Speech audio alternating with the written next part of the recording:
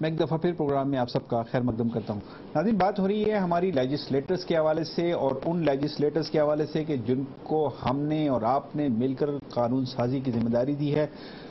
صوبائی اسمبلی میں یا قومی اسمبلی میں یہ لیجسلیٹرز کر کیا رہے ہیں؟ قومی اسمبلی سے ایک بل پاس ہوتا ہے کاربن ٹیکس کے حوالے سے اور وہ پاس ہو جاتا ہے اور اس کے بعد اسی اسمبلی میں بیٹھے ہوئے کچھ ارکان اسمبلی اس بل کے خلاف یعنی کاربن ٹیکس کے خلاف سپریم کورٹ آف پاکستان میں ایک مقدمہ دائر کرتے ہیں، یعنی اس کو چیلنج کر دیتے ہیں. کوشچن یہ ہے کہ وہاں پر وہ اتفاق رائے سے یعنی اسمبلی میں وہی قانون اتفاق رائے سے منظور کیسے ہو گیا؟ تھوڑی سی بات کرتے ہیں اس پہ. جناب معراج الہدیٰ صاحب فرمائیے کہ وہی لیجسلیٹرز کے یعنی نون لیگ کے، میں بالکل مطلب واضح الفاظ میں کہہ رہا ہوں اور یہ اشارہ کر کے کہہ رہا ہوں کہ نون لیگ کے اراکین کہ جنہوں نے اس لیجسلیشن کے وقت کسی قسم کا کوئی اعتراض نہیں کیا، اتفاق رائے سے وہ بل منظور ہوا اور اس میں وہ کاربن ٹیکس لگا ہوا تھا، لیکن جب وہ لگ کے آ گیا اور عوام کی سطح پر اس پہ احتجاج کیا گیا تو انہوں نے جا کے سپریم کورٹ میں اپنے نمبر بنانے کے لیے یا پولیٹیکل مائلیج لینے کے لیے انہوں نے سپریم کورٹ میں اس کو چیلنج کر دیا. تو لیجسلیشن کے وقت یہ ارکان اسمبلی کیا کر رہے تھے آپ کے خیال میں؟ جی، آپ کی بات بالکل درست ہے، بلکہ یہ کاربن ٹیکس کے اندر تو بہت سارے لطیفے موجود ہیں، صرف ایک لطیفہ نہیں ہے. یعنی یہ بھی کاربن ٹیکس کے اندر لطیفہ موجود ہے کہ جن عقل مندوں نے اس کو سب سے پہلے سجیسٹ کیا تھا تو سی این جی کے اوپر بھی کاربن ٹیکس لگا دیا تھا.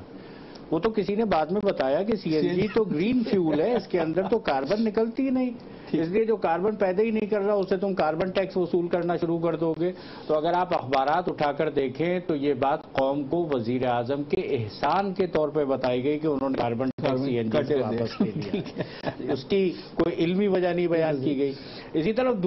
طرح دوسرا مذاق جس کا آپ نے تذکرہ بہت اچھے طرح کیا ہے کہ جن لوگوں نے اسمبلی کی کارروائی کے اندر بیٹھ کے کاربن ٹیکس کو ووٹ دیا تھا وہ وہاں سے باہر نکلے اور انہوں نے سپریم کورٹ کے اندر جا کے معاملہ چیلنج کر دیا. یعنی یہاں پر تو اختیار ان کے پاس موجود تھا، خود اپنا اختیار استعمال نہیں کیا. وہ شاید کسی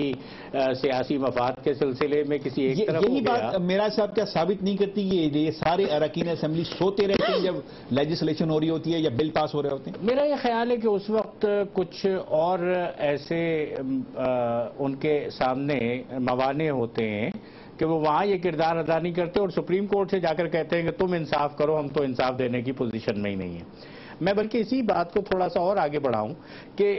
اکثر اسمبلیوں کے اراکین کے احساسات پیش کیے جاتے ہیں، قوم کے سامنے بھی آ جاتے ہیں. یہ بات پتہ چلتی ہے کہ وہ جو کھرب پتی ہیں وہ اتنے غریب ہیں کہ ان کے پاس گاڑی بھی موجود نہیں ہے. ایسے بے شمار کیسز ہیں. اب اس وقت جو پاکستان کے اندر 25 امیر ترین لوگوں کی فہرست بیان کی جاتی ہے، اس 25 امیر ترین فہرست میں سے کم از کم 6 لوگ ایسے ہیں کہ جو پاکستان کی اسمبلیوں یا اسمبلیوں کے ارد گرد موجود ہیں. وہیں پر ایک بہت بڑی بات یہ ہے کہ اگر آپ ان اثاثوں کی فہرست کو اٹھا کر پڑھیں تو آپ کو پتہ چلے گا کہ کراچی کی جس آبادی کے اندر کھرب پتی لوگ رہا کرتے ہیں، جہاں پر ایک مکان بھی ارب روپے میں ملا کرتا ہے، اس مکان کی قیمت اس کے اندر 20,000 روپے ظاہر کی جاتی ہے.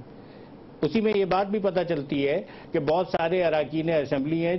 جن کے نام انتہائی کم دولت ہے، باقی سب کچھ ان کے بچوں، ان کی بیویوں اور کسی اور کے نام ہے. اور میں ذرا یہ بھی اس کے ساتھ تذکرہ کر دوں کہ وہاں پر ایسے بہت سارے لوگ موجود ہیں کہ جو آج پاکستان کے اندر انتہائی طاقتور ہیں،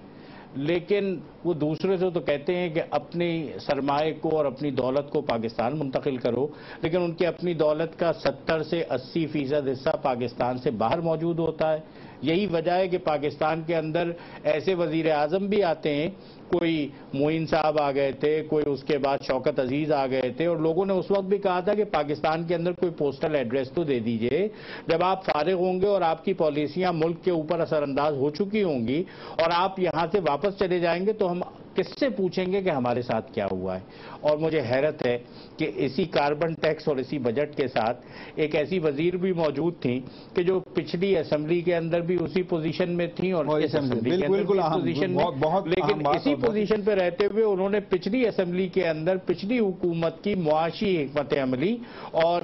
بجٹ کے اوپر شدید تنقید کی اور یہ کہا کہ پاکستان جہاں آج کھڑا ہے وہ گزشتہ ناکام پالیسیاں ہیں جس کی وجہ سے یہاں پہنچا. بالکل سوچنے کا مقام ہے اور اس پہ غور کیا جانا چاہیے، ہر شخص اس کے بارے میں سوچے. الوی صاحب، میں آپ سے یہ پوچھنا چاہتا ہوں کہ ایک وہ شخص کہ جس کا تعلق متوسط طبقے یا نچلے طبقے سے ہے.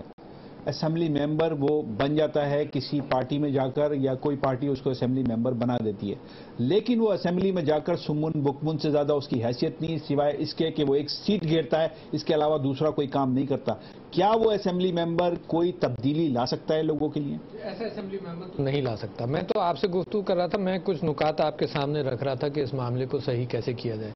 کیونکہ ہم جہاں قوم کو آگہی آپ دے رہے ہیں کہ کس طرح سے پہچانے کہ کن لوگوں نے کام نہیں کیا, تو کوئی معیار بھی ہونا چاہیے جو قوم کے آگے آئے,